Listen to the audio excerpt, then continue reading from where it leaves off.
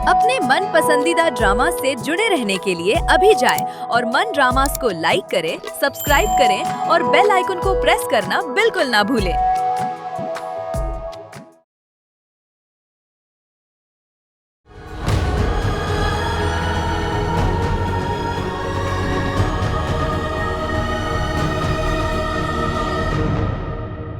तो यकीन मान, मैं मुराद शाह के दरबार में ना सऊदे को की नियाज करूंगी। हाँ, वापस आजा।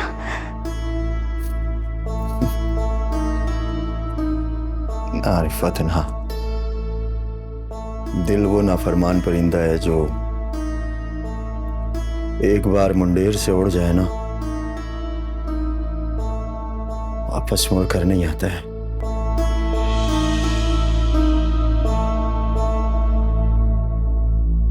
बाली, तू इतना संग दिल कैसे हो सकता है? कैसे बाली? तेनू रिफत की तड़प नजर नहीं आती है? हाँ, वो वक्त की भूल कैसे सकता है? मैं तेरी रिफत भागते दौड़ते छुपते छुपाते दुनिया से तुझसे मिलने आती थी बाली। हाँ, मैंने तेरे लाड नखड़े उठाए, तेरी हर बात मानी है। तेरे वास्ते ना बाली, मैंने मास्टर और निमरा की जिंदगी तक बर्बाद कर दी। तो कैसे भूल? यही तो कुदरत का निजाम है रिफत। तूने उन मासूम लोगों का दिल दुखाया और कुदरत ने तुझसे तेरा महबूब छीन लिया। शिकवा करना ही है तो कुदरत से कर। मैं तो खुद मजबूर और बेबस हूं।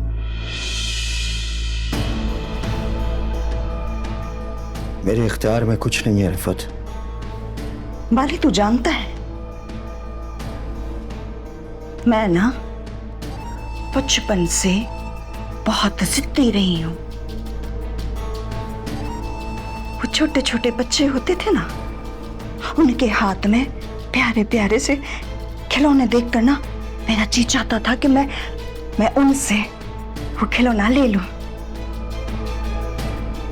प्यार मोहब्बत से। पर जब वो खिलौना मुझे नहीं देते थे ना, तो मैं वो खिलौना उनसे छीन कर तोड़ देती थी। अब तो ना मैं बड़ी हो गई हूं और साथ में मेरी जिद भी।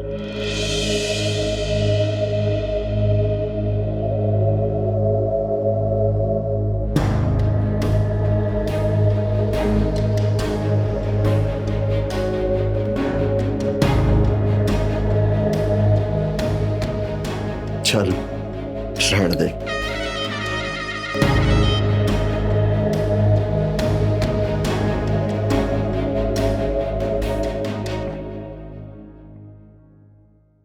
शफीक साहब, मुझे समझ नहीं आ रही कि क्या करें।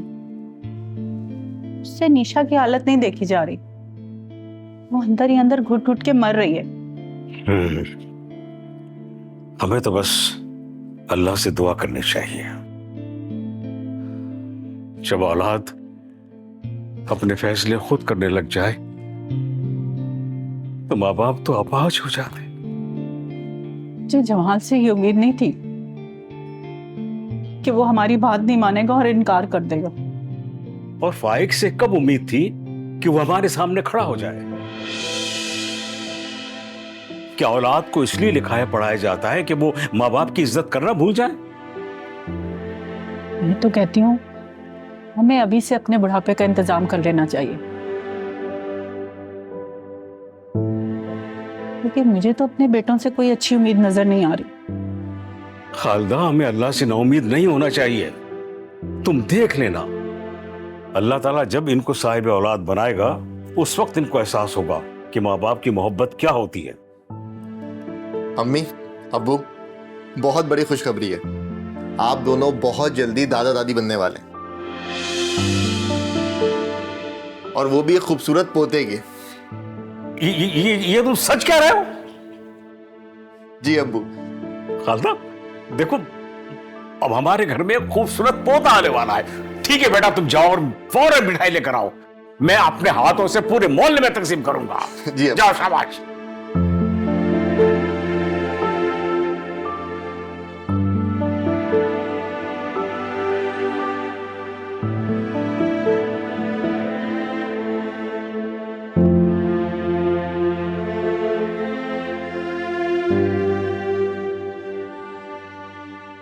कैसी तुम? आप यहाँ? क्यों? मैं यहाँ नहीं आ सकता क्या? क्यों नहीं आ सकते? आपकी खाला का घर है। अच्छा, बस खाला का घर है? नहीं तो खालू का भी घर है। बस खालू का घर है? नहीं, अब तो अनीला का भी घर है। अरे वो तो है भाई, लेकिन क्या? मेरा ससुराल भी तो है ना। बड़ी जल्दी याद आ गई आपको।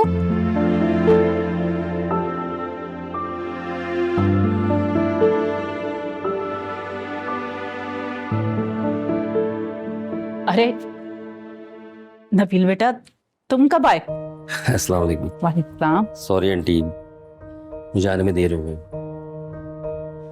मैं बस अम्मी की बातों में आ गया था। तुम निशा को लेने आए हो? अरे नहीं, मैं तो यहाँ रहने के लिए आया हूँ। अब मेरा मतलब है कि जब मेरा बिजनेस सेट हो जाएगा तो मैं एक अलग घर ले लूंगा। फिर निशा और मैं उस घर में रहेंगे। तो अफशा मान गई? छोड़ दिया मैंने उनको। उन्होंने मेरे बाप को सुकून से नहीं जीने दिया, और अब वो मेरे पीछे पड़ गई थी ताकि मैं भी सुख का सांस न ले सकूं। अरे ये भी तो तुम्हारा घर है।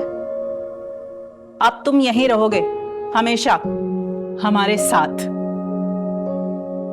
जी।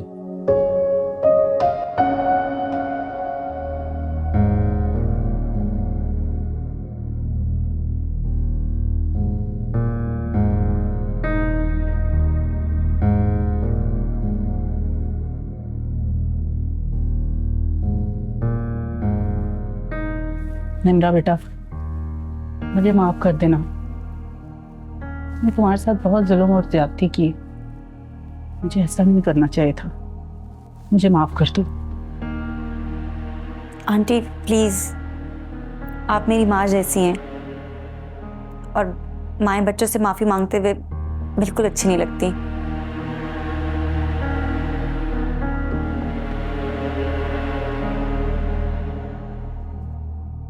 आपकी जगह कोई भी होती तो ऐसा ही करती।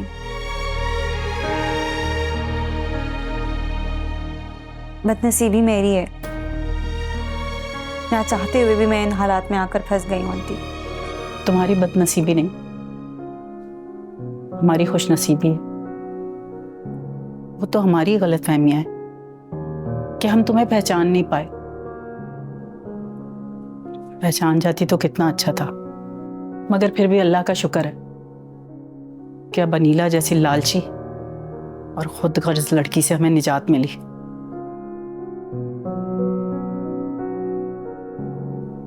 अल्लाह मुझ पर कितना मेहरबान था, मगर मैं समझ ही नहीं पाई मेरी कोई नेकी थी कि तुम मेरी जिंदगी में आ गई।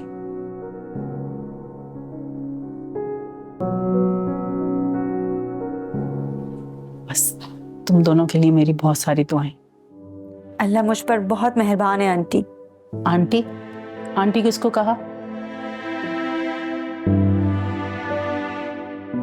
अब मैं तुम्हारी आंटी नहीं, माँ हूं, समझी? फाइक, तुम कल ही अनीला को तलाक दो। शुक्र है कि उस लालची औरत से हमें निजात मिली। जी अम्मी, मैं कल ही जाके वकील से बात करता हूँ। और अपनी बेटी का ख्याल अब मैं खुद रखूंगी। अच्छा तुम लोग बैठो, मैं तुम लोग को चाय बना कर देती।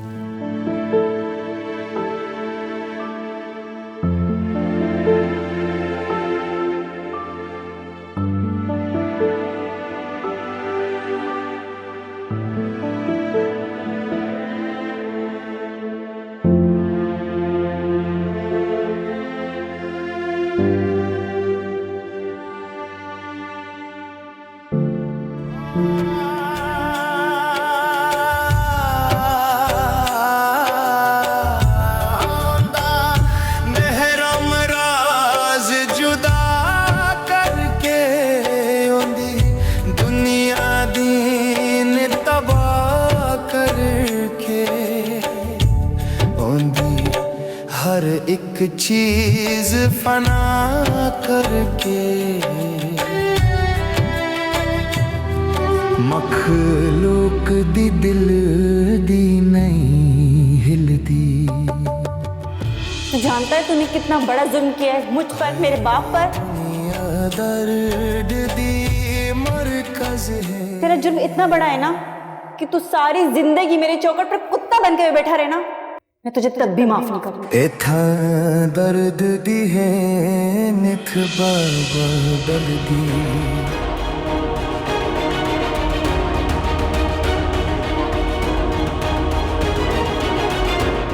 खुदा पहले जिंदा लोगों की दुआएं और बद्दुआएं सुनता है, और मेरी बद्दुआ है तुझे। तू देखना सिसक सिसक के मरेगा तू।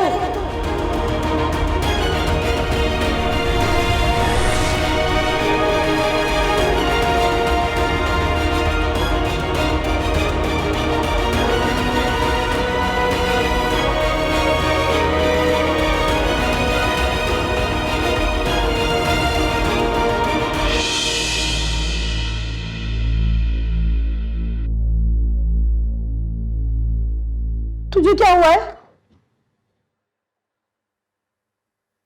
अरे बोलना, क्या हुआ है? अम्मी, फाइक ने मुझे तलाक भिजवा दी। क्या? हाँ, डिवोर्स के पेपर्स दिए हैं। ये सब ना आपकी वजह से हुआ है। मुझे आपकी बातों में ही नहीं आना चाहिए था। ना तो मुझे जमाल मिला और ना ही फाइक।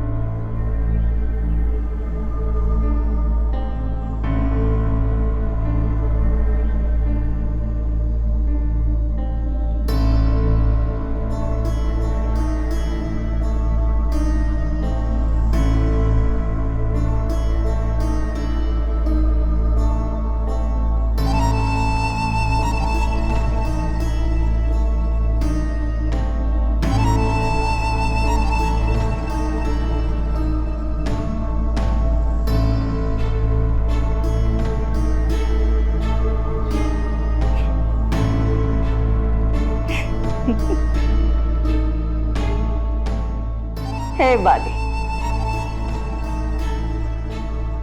मैंने तेनू समझाया था ना कि मैं जिद की पक्की। याद है वो बचपन में बच्ची का खिलौना छीन के तोड़ मरोड़ के फेंक देती थी, जो मेरा नहीं और किसी का नहीं। मैंने तेनू समझाया भी था, पर तू अपनी रिफत की बात को सीरियसली नहीं लेता। अब देखना कैसे कैसे पड़ा है तू मेरे पैरों में। बाली, बाली,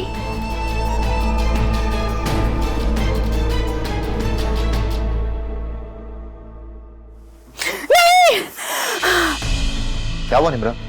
मैं डर गई, मैंने बहुत बड़ा ख्वाब देखा है। अरे ख्वाब था भाई, परेशान नहीं हो, सिर्फ ख्वाब था। रिलैक्स करो, सिर्फ पूरा ख्वाब था बस, और कुछ नहीं।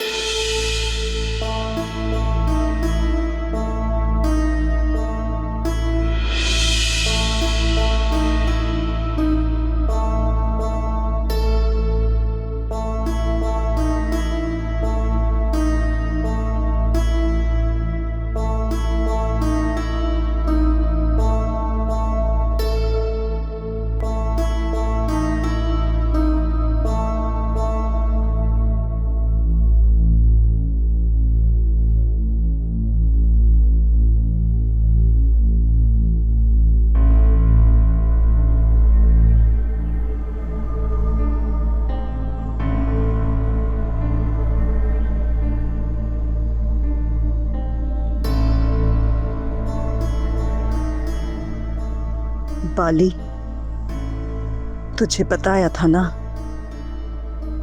जो रिफत का नहीं वो किसी और का भी नहीं हो सकता।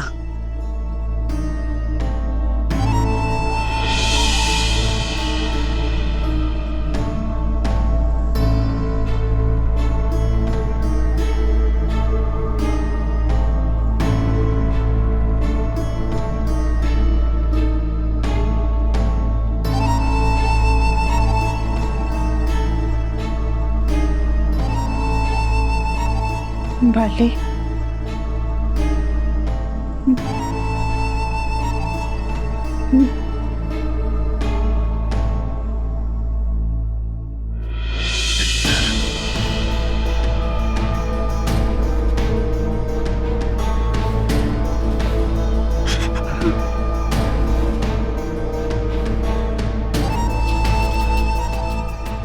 बाली, देखना, देख, तेरे वास्ते 16 सिंगार किया है तेरी रिफत ने। उठना, उठना बाली, देख, मेरे कानों में झुमके देख, मेरे कानों में जो झुमके कैसे लग रहे हैं? तेनू तो ये अच्छे लगते थे ना। ये अंगूठी, ये सब कुछ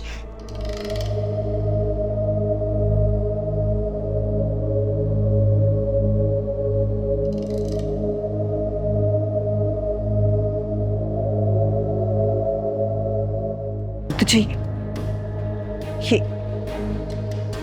सब पसंद नहीं आ रहा?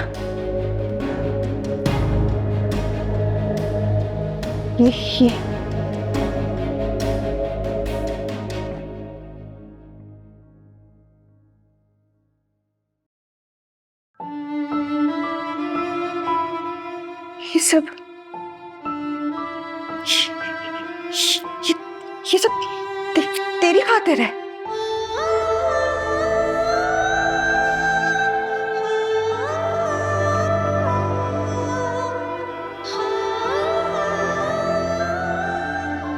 बाली,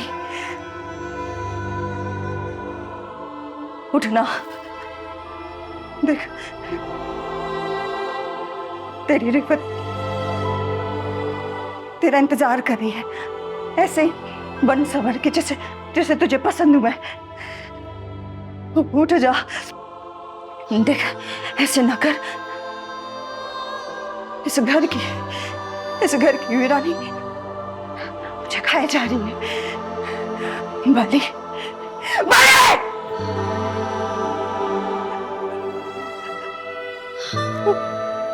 उठना।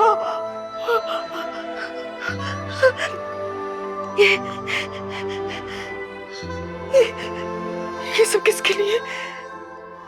मेरा बाली, मेरा बाली तो नहीं है। मेरा बाली, मैं क्या करूं? बाली, हे बाली, उठ जा, ऐसे ना डरा बच्चे। बाली सुन, तू जो चाहेगा तेरी रिफत वैसे करेगी। मैं करने को तैयार हूँ। तू क्या चाहता है? उस निम्रा को यहाँ ले आओ। हाँ, मैं तेरी बात मानूंगी बाली, बस तू अच्छा। गलती हो गई मुझसे, माफ कर दे अपनी रिफत को बाली।